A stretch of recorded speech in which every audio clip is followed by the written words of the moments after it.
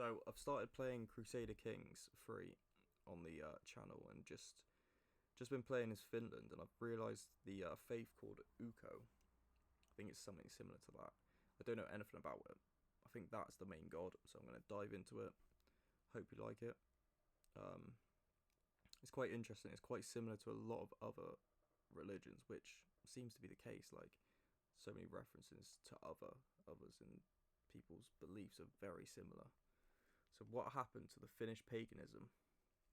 Before Christianity arrived in Finland, people worshipped a thunder god named Ukko, left offerings in sacred forests, and believed that the dead crossed a black river into a silent underworld. For over 2,000 years, Finnish paganism shaped life across Finland. Yet today, very few people know anything about it. So what exactly was this ancient religion, and what happened to it? If you've played Crusader Kings, you'll recognise it. However, historians don't usually refer to it as that. Instead, it's generally known as Finnish paganism, or pre-Christian religion in Finland. Ukko was simply the most important god within the belief system, much like Zeus in ancient Greece or Odin in Norse mythology. So who was Ukko, and why was he so important to the people of Finland? And what did he bring? What was the whole religion about? This ain't going to be all of it, it's just going to be a little deep dive, but I'd love to do more.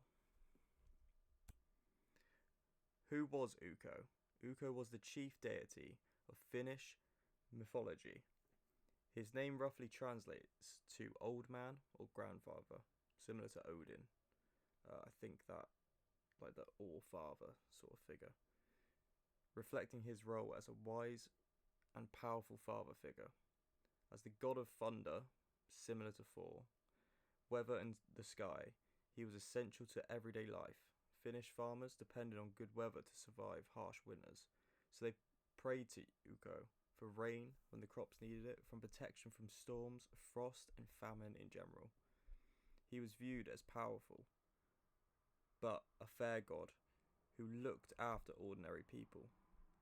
Like Thor, Ukko was associated with a mighty weapon, thunder, believed to be caused by his hammer or club striking through the heavens.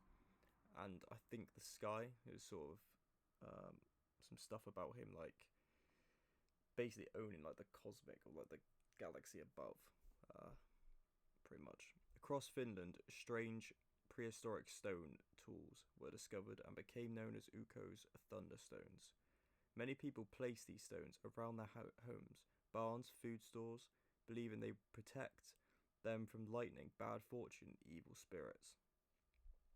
So what did they actually believe? Like, what was their main focus of their religion and their beliefs in everyday life, sort of what they did, offerings, rituals, anything like that. Finnish paganism was much more than simply worshipping one god. Their religion was deeply connected to nature, sounds quite peaceful, to be fair. Finnish pagans believed that forests, rivers, lakes, rocks, and even entire landscapes possessed spiritual beings known as Hautajai. I don't know if I've pronounced that right. I'll put the actual name of it up on screen, but I think I may have butchered that. These spirits watched over both nature and human communities. Every part of the world was believed to possess a spiritual presence. Rather than building large temples, worship often took place at sacred natural locations known as hisi. Maybe I got that right, who knows. These could be forests, hills, groves, or unusual rock formations where people gathered to pray and leave offerings. So it sounds very much more like open than, say, Christianity. They just would find peaceful places in nature and give them offerings. These offerings were usually small, simple things. Bread, butter, milk, food, and drink were left to thank the spirits. Often they used like the first harvest and stuff like that to say like thank you for feeding us, basically. So they did this for protecting families, crops, and livestock. Unlike some neighbouring cultures, there is little evidence that human sacrifice played a major role in Finnish paganism. which is very different from, say, Norse, where that was pretty common there. Most rituals focus on maintaining harmony with nature and the spirit world. Ancestor worship was also extremely important. The dead were not forgotten. Instead, they were believed to continue watching over their descendants and could help protect the family from harm. Then we get onto the land of the dead, which I think is very cool, and I think it's sort of like the Greek, like, underworld, and also of like Egypt, where they sort of have to like cross over. It's quite cool. This belief connected directly to the Finnish view of the afterlife. The realm of the dead was known as the Tunula, sometimes called Manala. Unlike Christian idea of heaven and hell, there was no external punishment or reward. Both good and bad people travelled to the same place after death. To reach Tulua, the dead had to cross the dark river. Watching on the shore was Tonen Taiti. Sorry for my pronunciation, I'm sorry. Often described as a ferry maiden who carried souls across in a boat. Ancient stories describe black swans gliding across the waters of the river. Beyond it lay a dim and silent world, where the dead continued a life strangely similar to the one they had known before. They fished, farmed, rested, and drank, but everything existed in an eerie state of stillness and silence, almost like it was mute, which is even creepier and like sort of dim, but they had to do the same things. Which is very weird. There's no like, I don't know, there's no like heaven or hell, there's no punishment or great.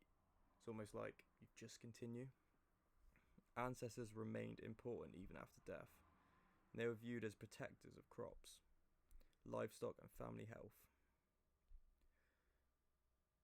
They had many festivals and just their daily life. I'll get into now. One of the most important celebrations of the year was Kekri, a harvest festival held in autumn. During this time, families prepared food and even heated saunas for the spirits of their ancestors, welcoming them home, before they returned once more to the world of the dead. So they would like set out food for them, like full meals, and almost like let them into the house and spend the evening with them, like an actual like seat place, and then the rest of them would eat around them and thinking that they are with us, which is it's quite nice. It's sort of like the Day of the Dead as well, so it's sort of like Halloween-y sort of feeling, which is strange. It's like the same time of year as well, that autumn time. One of the most important celebrations was the festival dedicated to Ukko himself. People gathered to feast, drink beer, and honour the thunder god, hoping to secure good weather and successful harvests. Remarkably, records suggest that some of these celebrations survived into the 1600s, more than 2 centuries after Finland had officially begun converting to Christianity, which we'll get onto later. Many old traditions survived alongside the new religion. Summer celebrations featured huge bonfires lit along lake shores and coastlines. These fires were believed to drive away those harmful spirits and dangerous creatures lurking in the... I think a lot of them, like, believed and practiced folk magic, especially young people, connected to love and marriage. During midsummer celebrations, girls would gather 7 different wildflowers, place them beneath their pillow before sleeping. According to tradition, they would dream of the person they were destined to marry, and hopefully it would come true. The sacred bear, one of the most important animals in Finnish mythology, was the bear. Bears were treated with enormous respect and were rarely referred to by their real name. Instead, people used special titles and nicknames to avoid offending such sacred creature. After a successful bear hunt, communities held elaborate ceremonies known as bear wakes. The animal was honoured through feasts, songs, and rituals intended to ensure its spirit would be reborn and return to the forest. So it'd almost kill it, but then like give it back to nature in a way, which is quite cool. One challenge when studying this and trying to find out like any information, is that little was written down by the people who actually followed this religion, this faith. Most of what historians know come from folklore, traditions, archaeological findings, and later records written after Christianity had already like been through and changed and converted everyone. Because of this, some beliefs are well documented while others remain uncertain or debated. So what happened to the religion?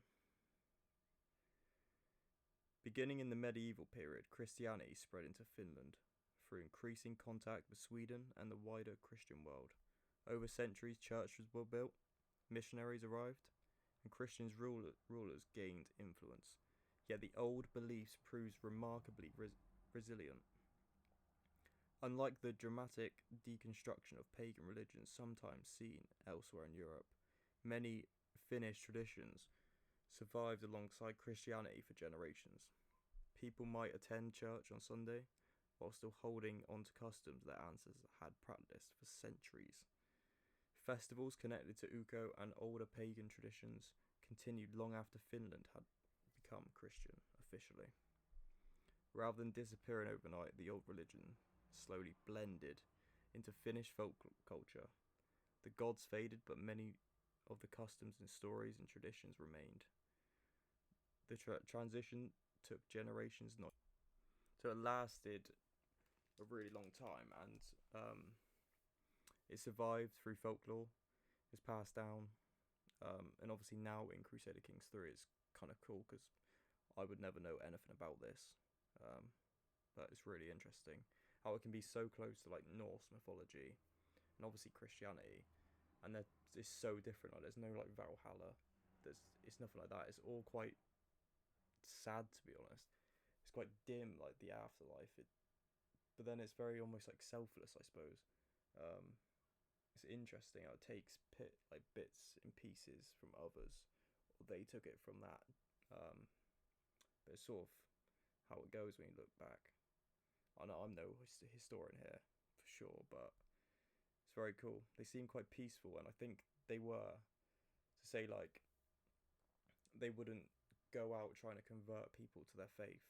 Instead, they would just hold on to who they've got, and if anyone challenged them, it would be a bloodbath. They were fierce, but they weren't going out looking for a fight, if you know what I mean. But yeah, it's really interesting. Thank you for watching. If you want to see any other videos like this or on anything, I'm down to do it. I find it really interesting, so thank you for watching. I hope you enjoyed. Trying to get better at doing this, so we'll get there. Thank you.